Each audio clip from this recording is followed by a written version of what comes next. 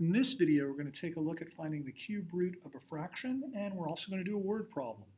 So let's start with the cube root of a fraction. We have x to the third equals negative 8 over 343.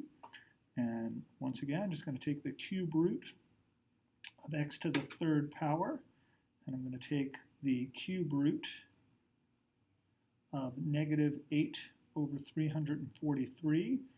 And using my calculator, I know that x to the third power, the cube root of that will be x, and the cube root of, of negative 8 would of course be 2, and the cube root of 343, as you'll find out, is going to be 7, and this would be negative.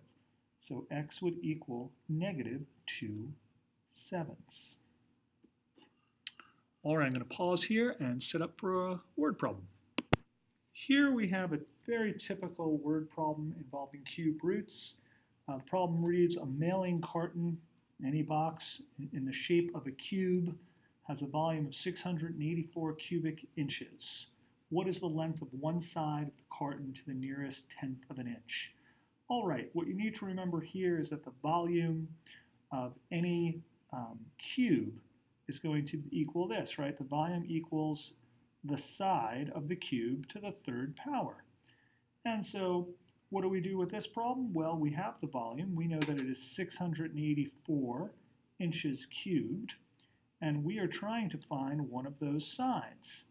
And that's s to the third power, where s equals one side. All right, well, I'm going to take the cube root of 684.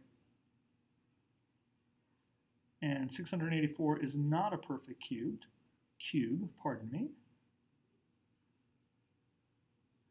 And I'm going to do that on my calculator, and I'm going to find out that it is approximately 8.8 inches to the nearest tenth of an inch.